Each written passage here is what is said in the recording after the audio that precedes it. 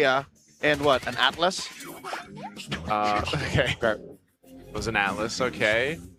So with TL being on the blue side first pick over here, I guess, I don't know. I just don't expect much difference than if it's just, oh, do they want the Hirara or the Barrett's pick? They're going to ban out the Melissa, though. Okay. That has been a plague as well in the professional scene, especially in the gold lane. Hey, but there is still a Clint you have to watch out for. If anyone knows the strength of a Melissa, it's Falcons. Oh, yeah. Vitality. Yeah. Bigatron. Gave him. Yeah, they experienced that. Good face of Melissa. There's still the Barrett's Uranus trade active that you really have to think about. Oh, yeah. I think even more so now, you're okay with the other team getting Belleric. You just straight up ban the Atlas. Belleric at this point, you don't need to like... It's not one of those picks where you need to pick up the Valentina to make sure you get the Wrath of the Dryad. It's a great pick. But then other picks have already popped up. Even Badang's coming back because of all the assassins possible. Ooh, and this is what I like. You ban all the Barretts. Uranus is open. But then there's an Esmeralda option available as well. So it turns off that trade, and then now you're forced to trade for different things. Hirara, still active for Team Liquid. Probably just a Hirara. I don't know. Like, what else is valuable first pick here? Hirana is the only thing I can think of. Belleric has dropped in. And it's a Paquito. Yeah. Paquito's up. I think Falcons can hold on their EXP lane pick for later. Hey, how's this for unlocking the Apex anchor? I was going to say, he's the anchor in the gloves, man. The thing is, though, it's a flex pick. It still could go into the jungle for KarlTzy. That's true. It has popped up as an option, and it's very good. There's no Barretts that you need to worry about in the EXP lane. Yeah, actually. So, yeah, one way that you can turn that off lightly is then you have to pick up the Uranus, but then TL gets the Esmeralda. So this is a good trade piece for Liquid to prioritize. That's true. Like what? Rough stats, 2 out of 5 Paquitos in the past month have been in the jungle. Yeah, popping up way more now. It's just insane how fast it scales. The damage, the shield that you can get with it, it's just too strong. Hey, but this is the finals MVP Paquito by Sanford. So, you know, he won Season 17 off of the back of this pugilistic artist. Eudora comes out and the Belleric for Falcons. Wow, what a EWC first 2 picks. Yeah, this feels like we're back in Paris, man. But, you know, after seeing Light play back-to-back games with Belleric, I'm wondering, yeah, this time around will, you know, I'm assuming it's going to go in the hands of Ogwin here, if that'll be better. You know, I have a request here for Liquid. What's that? Give Teddy a chance to redeem himself. Put that Paquito in gold. I mean, you don't have to worry about the Freya. I think the only thing you have to worry about is something like Fovia suddenly showing up. Yeah, the moment leading up to their elimination, he was the Paquito. Yeah. Oh, I can remember like it was yesterday. A hot afternoon in Paris. Yeah, there was a lot of hot afternoons in Paris. Wow, they get the Uranus, they get the Rafaela. Okay, Liquid has definitely adjusted to the metagame. This Uranus is going to go EXP. The Paquito is still a flex. This Rafaela early, clearly though going to the mid. So you get that Uranus Rafaela combo mid EXP. Falcons now need constant damage coming out, and I think the Clint coming out early isn't going to be a problem. But of course, no jungle just yet. They get the Hirara. Clint can come in red 4 unless Liquid ban that. So if you're Falcons, Coach Moody, with the cute little head bobs prior to the match starting, do you ban out the Nolan to ensure that you're looking at a Paquito jungle?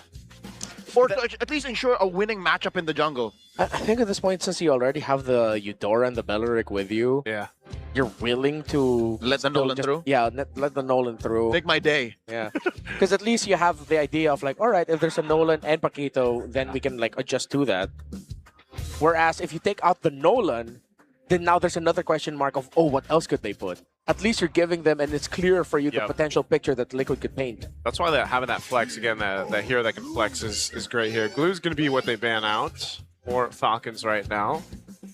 For TL, they still want to go ahead and hone in on, I don't know, it's such a variety here. They've already got, oh, they'll take out the Matilda. This is what we were talking about in the last series where you pick up your Rafaela, usually Matilda's going to go over. So they handle that. They take care of it. Oh, it's Keishi. It's the ladies of Na'Vi. Yeah. Na'Vi. And Rian. Rian, right? Yeah. That's right. Rian. It's their gold laner. I think one last ban, if you want to take out all the healers, you just take out the Minotaur if you're Liquid. And then you're going to be stuck with either a revitalized roamer or just a roamer that really cannot heal. Oh, he's back. Hey, wait. Whoa. Back. Oh, it's Sassy Marco. Oh. It's Super Mars. Super Mars! Super Mars. Hello. Nice to meet you, ma'am. Hello, welcome Nice to to meet you, MPL PH. Welcome to MPL PH. We're Super Mars. Super Mars is right next to you. Super Mars is in the building. Who's he pointing at? That's Coach Bren. Is that Coach Bren? Bren? Yeah, she's with Bren. She's with All Bren. right. My man, Coach Bren. Coach Bren. Coach We Bren. see you. Going into the final ban on Blue 5. After the Matilda, the Gatot, and the Glue are taken out. A lot of frontliners out of the picture right now. I think I will commit to it. Ban out the Minotaur. Yep. And then you're either going to be stuck with... I'm thinking... No, I think you just accept that your Beleric stays in Rome and then you just compensate with an EXP. And how is it out of red? You're more uncertain. There goes the Ruby. It's so interesting. I mean, look, almost every role, different bands. Yeah, I think this Ruby was a gold Ruby. Yeah. That's the intent. So they're trying to signal that, okay, this Paquito is going to be going to the gold lane. Oh, they go Brody. Okay, good little balance there. Safe pick. It's clear that both teams are playing within mid to short range. Yeah. So now Liquid... Oh no, Liquid can't play for range because definitely Rafaela's going to the mid. Unless Liquid are going to put this Rafaela in Rome. And then they pair it up with a Novaria at the center of the map. It was one of the theories that we had earlier. Oh! There it is, yeah. There it is. It's the utility with reach, and then they get the Clint. So Great way to round it out. So it is a KarlTzy, KarlTzy Paquito. Okay, they're playing. So we went from mid-range to now this is the long range. Yeah. They've got the long range. Liquid is so, well, I hate to say it, Liquid, any kind of engagement they can do, it's just when Falcons get in the short range, like when they have you, that's it. So Liquid is an amazing striker while Falcons wants to get you in that clinch. I wonder if this is sorrowable for Falcons. Sora, big set, good damage, could potentially be annoying to invade unless a Sora, they're not comfortable with playing that against the Uranus and the EXP. Arlot would be fantastic too, not gonna lie, in a team fighting perspective. So you answer the range deficit by investing in crowd control. Here's a bit of crowd control to Marcel. So it's an XP Belric. I'm so not used to him being let through that I forgot about the existence of Marcel. That's the cost of Melissa and Barat's ban. Yeah. Marcel comes through. I can't even call this. This feels like a draft you gotta call down the middle. Yeah, this is a tough one. I know this, you gotta take this with a grain of salt. What's the index here? It's actually favoring Falcons right now. Yeah, I feel like when you mentioned getting into the clinch with Falcons lineup, now the Marcel helps that even better because that's what Light struggled with on the Belric in the previous game. I think the numbers skew to Falcons so much because Liquid have zero front line. Yeah. Uranus is not a real peeler. Yes. He's not a real peeler. So once Falcons gets two dudes in your face, all Liquid can do is kind of squirm. Yeah. They need to back off. They have to find the re-engage. That's tricky.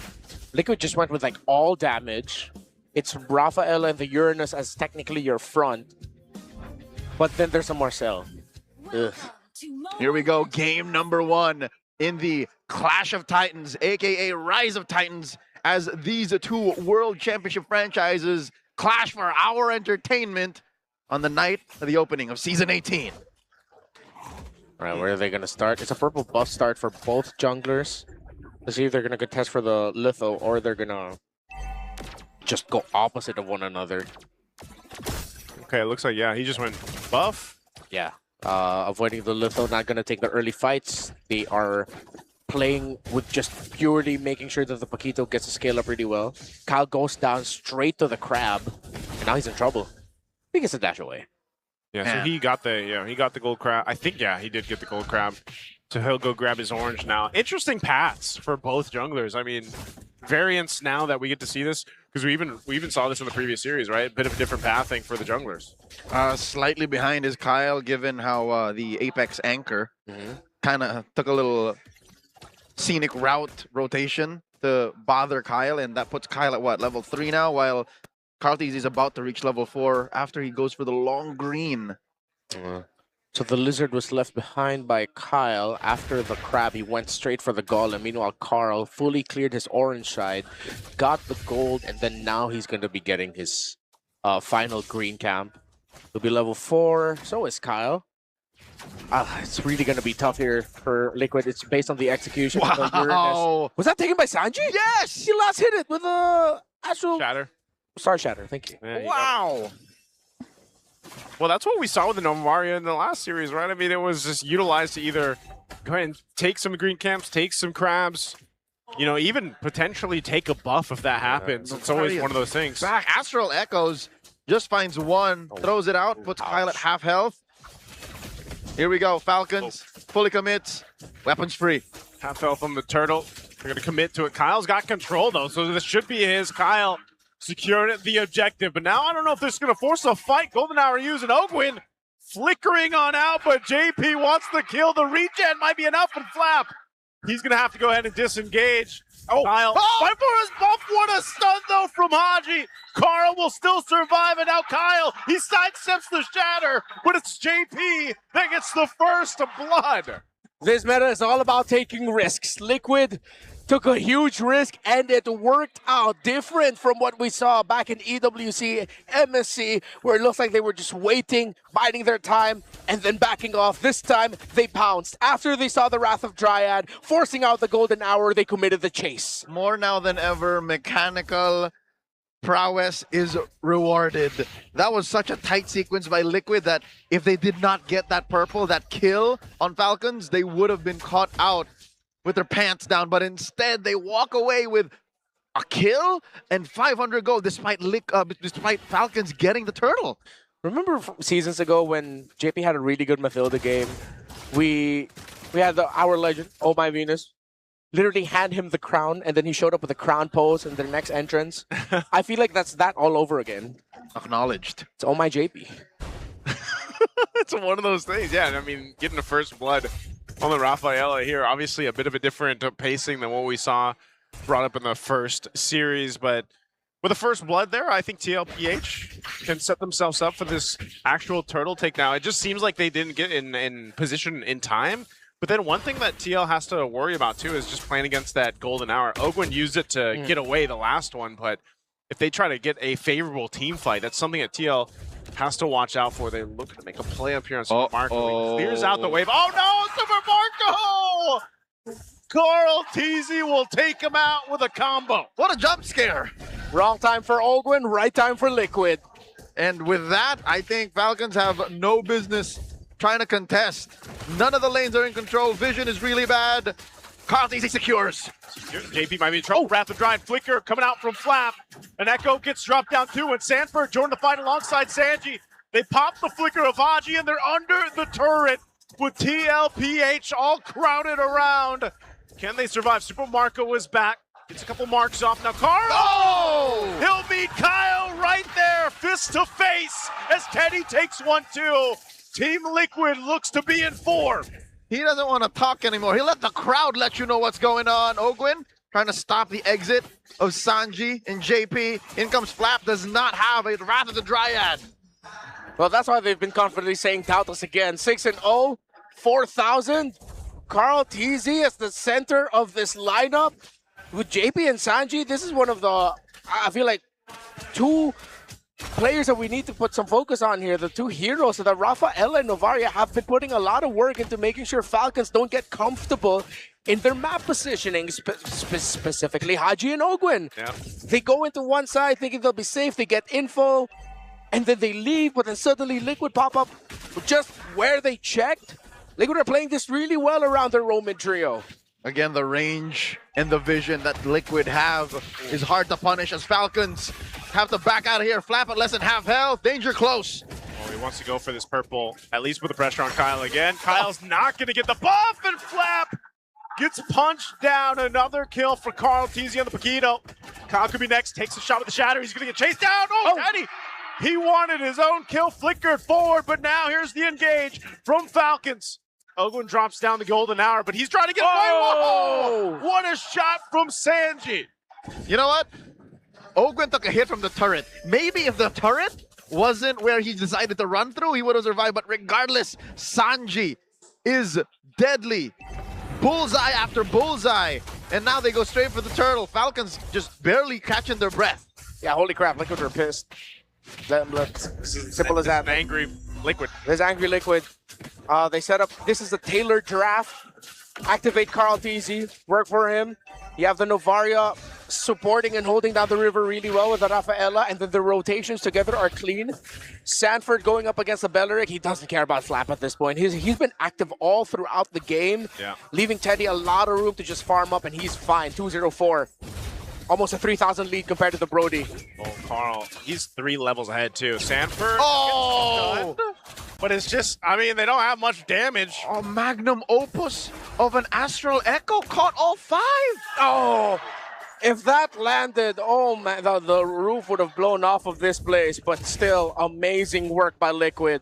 The positioning on Sanji, and again, elite ball knowledge. If you know, getting 5 dudes under an Astral Echo like that, that doesn't happen. Coming in, Flap with the ult. Flap wants to fight. Is this a fight that Falcons want? Because they're getting decimated as Super Marco falls down next. Ogwin could be the next. He's trapped under the turret. Sanji knows it. And they're ready to take down more turrets. Oh man, KarlTzy. He's just gonna run after Ogwin. Ogwin, he's got speed though. So I'm not sure if Karl's gonna be able to catch him. Oh, nice little sidestep, little snapshot. Taking the pictures here. Oh, Sanji. Got hit by it. Oh no, it's over. Ogwin, you tried to run away enough, but you get collapsed on. Karl with another. And Karl's Paquito is so clean too. 4-0-5. Maximizing every dash in the kit. Holy crap, Liquid! Oh, full half health on the one shatter on Super Marco, man. This is Novaria's stock is rising. That little buff changed the game, and again, it helps that it's the chef. Oh, Sanji is doing this. Karl versus Kyle. Run, Kyle, run! Kyle, I don't know if you have enough dashes to get away from KarlTzy, who will. What? He gets away from the shot. Kyle's still going, but it's not enough. Even one from the turret. Oh! He finally goes down. With a little bit of an assist from the minion to boot. It was the minion who hit him last. The siege minion, yeah. Minion said, I got you. God, entertaining as it is, Falcons are literally an inch from death. There's very little they can do to actually stop Liquid from ending this. The First Lord goes over to the Cavalry. Sanford, okay, he's gonna get taunted down. He's actually gonna go down. Good kill for Hadji. Finally on the board for Falcons, but man, they've taken everything, and with that, again, it's a Raphael in the hands of Jaypee. He'll just go ahead and respawn Sanford back into the game. Yep. It's the immortal stampede. I gotta be honest. Just keep coming back. I gotta be honest with y'all. Everything that follows here is just but a formality. Yep. We cannot say categorically Liquid wins, but Liquid wins. At this point, with this lead, with how the metagame works right now, with playing fast. Liquid would have to help Falcons to lose. Yeah, it's like literally they walk and then, okay, let's give you 3 kills. Oh, that's over. Conceal? Flicker burned. Oh, wow, Ogwin. Oh, God. Just shot down to less than half health, and it's Jaypee that'll capitalize the kill. The rest of Falcons, they have a Lord pushing down bottom. They're down 1 member. They're going to clear out this wave, but Hadji brought to half health. They've got to deal with these waves now. Already mid lane. Turret gonna be focused down. Teddy firing off here. Oh. Lord finally makes its way to this bottom turret. Charges in, mid falls. And TLPH, 12,000 gold ahead. We'll take another base turret. Another Echo drop down, and with Ogwin back, this TLPH, are they angry enough to end it here? Game 1, Ogwin flickers forward. And they're still going to go ahead and try to defend. They got to deal with the Lord here. They're clearing it out, then the waves. But TL looks to take out the last base turret. Falcons are barely equipped to clear these waves, but there's another chubby wave up top, down in mid as well. Flap might bite it. They do clear it out, but they have waves pushing again. They can keep this up. The Crystal's at half health. Falcons is going to have to make something happen if they want to stay in the game.